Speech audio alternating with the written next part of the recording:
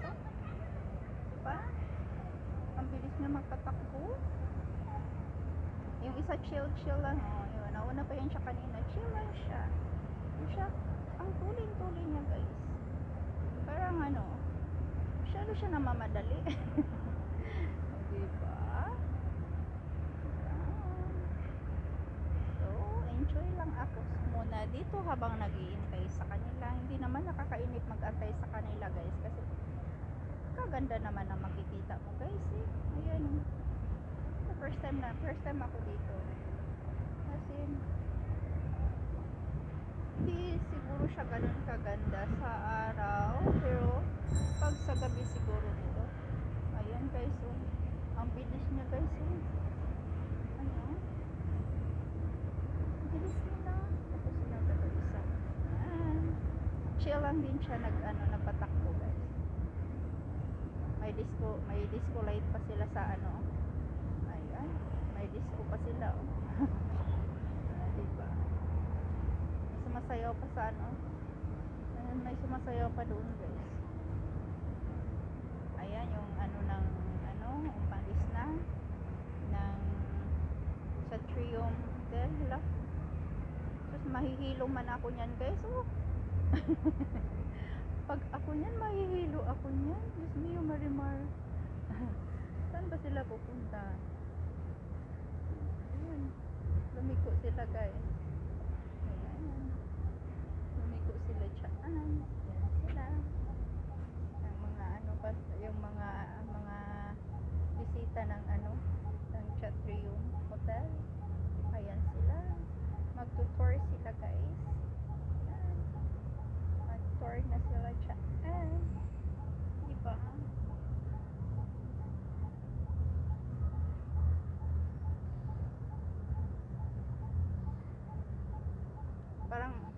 Parang pag ako pasakayin kayo, may phobia na kasi ako pag sumakay. May phobia na kasi ako kayo sumakay ng mga ganyan guys. As in, dati kasi, diba, dati, way back 1980 something, way back 19 yun?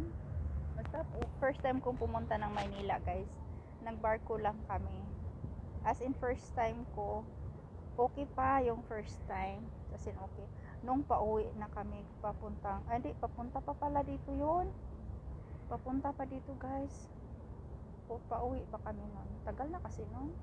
Ilang taon pa ba ako nun? Bata pa ako nun. Una kong nang masukan dito sa Maynila. Kasama ko tita ko guys. Nagbarko lang kami. Naabutan kami ng tawag niyan. Parang nag-struggle yung isang parang ang tagal niya sa alo ng tubig oh. Parang nahirapan siyang umusad. Ayan oh. Ayan guys, parang nahirapan siyang umusad guys. Okay na pala. Bumuelo lang pala siya guys. Bumubuelo lang pala siya. Nag-experience kasi ako, naabutan kami ng sa gitna ng laot guys. As in, kami sa gitna ng laot. Kaya ay mula noon talaga, as in, may phobia na ako sa sumakay ng mga ganyan. Kaya nung pangalawa kong balik sa Maynila, sabi ko doon sa kumuha sa akin, mag-eroplano na ako. Ayaw nang makay ng barko. Takot talaga ako guys, as in, natakot ako. Tapos nung naulit-ulit guys, naligo naman kami sa dagat. Pumunta kami sa pumunta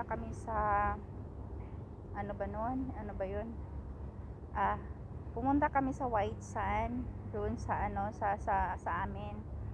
Tawag doon na White Sand sa Manhuyod, Maldives, parang ganon, White Sand. Sa gitna siya ng laot. Andoon pumunta kami doon, tapos nagbangka kami. Yung kasabay kasi namin tsuhin guys, Pamada Plaza, ayan. Yung may Pamada Plaza pala na hotel guys. So, ayan.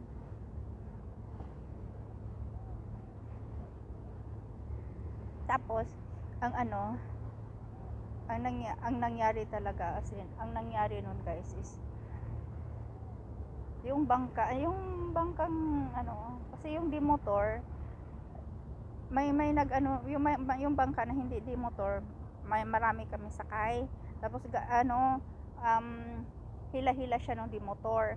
Kasi yung di motor may sakay din ang dami. Tapos habang nag ano kami, nagpapalaot kami papuntang White Sand. Ito namang tsuhin ng pinsan namin. Ano, parang tsuhin ko na din yun. Pero para malayo na. Pero parang tsuhin na namin yun. Ano guys, ang ginawa niya, sabi niya, pag malunod daw yung bangkang sinasakyan namin, ang dami daw naming lanamayan doon sa basketball court. Alam mo guys, sa totoo lang, talagang nangyari talaga as in nalunod talaga yung bangkang hila-hila nung bangkang di motor. Eh ako marunong akong lumangoy, parang sa nervyos na, parang yung sa bigla. Tapos ang sabi kasi nung hindi ko din man naman sa katangahan ko, sabi niya may buaya daw. Wala namang buaya sa dagat, di ba? Sabi kasi may buaya. Yun, doon ako nagpanik.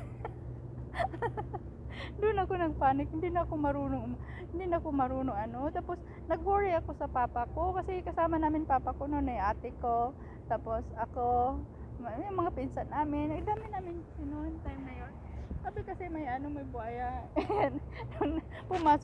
pumasok sa ulo ko, sa utak ko yung buhaya talaga guys, as in hindi na talaga ako napigilan, umiyak na talaga ako. Sabi na tatay ko, bakit ka natakot? Marunong ka lumangoy. Mas marunong pa nga daw ako lumangoy kaysa sa kanya. Sabi ko, may yung buhaya papa. Sabi, walang buhaya dito. Tapos wala namang pating kasi hindi pa naman ganoon marami siyang well, pero walang pating doon tayo sa part na yun na pero meron siyang mga whales guy.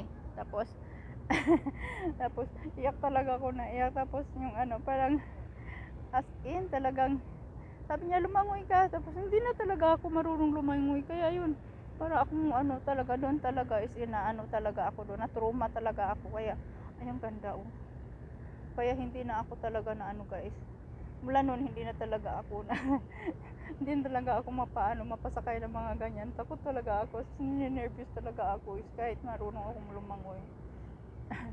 Sabi ng tatay ko, lakas-lakas mo nga lumangoy, pupunta ka pa sa pinakamalalim, tapos dito lang natatakot ka, may bangka naman pero marami kasi kaming bata na kasama, kaya yun isa din yun sa kinakatakutan namin, kasi may mga bata kaming kasama yung time na yun. Kaya di ba kakaluka kakaluka yung experience ko dyan guys, as in kakaluka. Kaya para ako na ang bilis niya huh?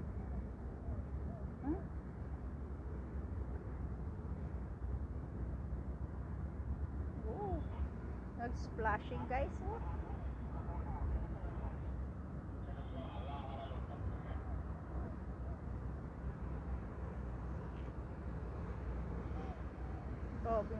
grabe yung bilis niya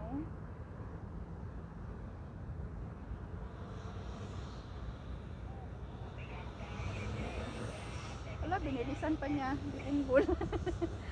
Pag ako sakay nun, nini-reviews na ako guys. Ayan sira ulo din yung na yun. Nag-splash ang bilis niya, hindi punggol talaga. Pasaway din pagkamama guys. Diba? Ayan.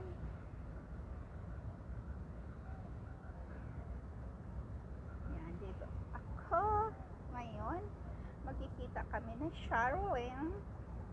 Diba?